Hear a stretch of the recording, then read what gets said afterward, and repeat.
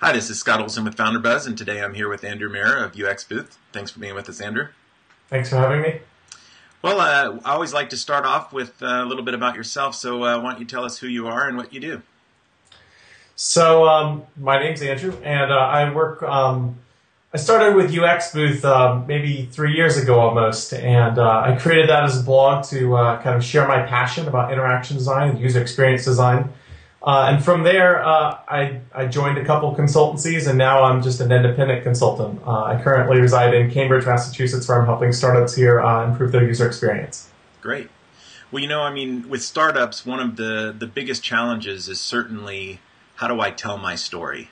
And that's they've got their product, they've got their idea, but then how do people find out about it? So I'd love to hear your thoughts on how things are changing and how companies can better tell their story to their audience.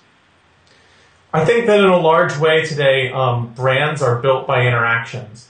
Interactions with blogs and with web applications primarily, and those are the two things that I see by and large with the clients that I work with. And I would say for people who are just starting out to definitely have a blog so that you have your own voice, but be aware of the content strategy, how you're going to develop your message to your customers, how you're going to work with them, as well as things like art direction and content strategy, just overall saying, how am I going to evolve over time so that it's not just a one-off solution, but that it's part of a larger strategy for your company?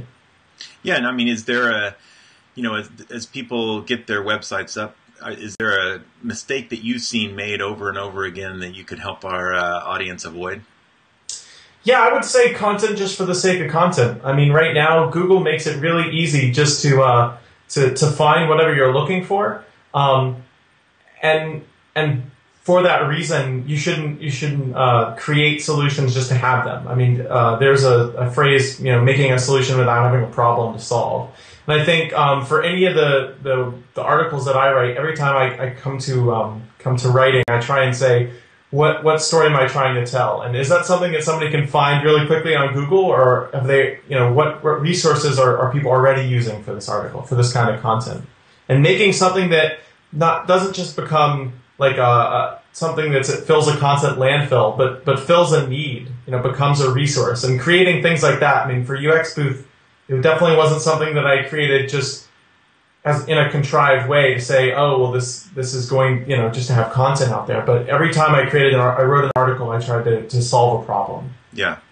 Well, and maybe one other thing, too, is that I'd love to hear your thoughts on is the balance between design and the look and feel of a site and the content of the site and how that, works together.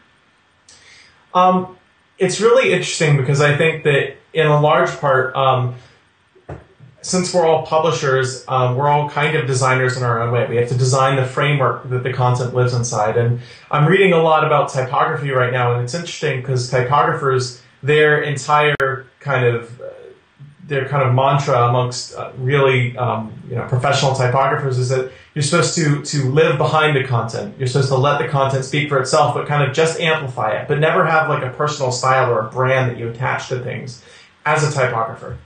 And I think in a lot of ways, publishing, writing your own blog or living through your content is the best way to be. Don't let the design kind of speak louder than the content itself. Let the content kind of amplify your brand and your vision.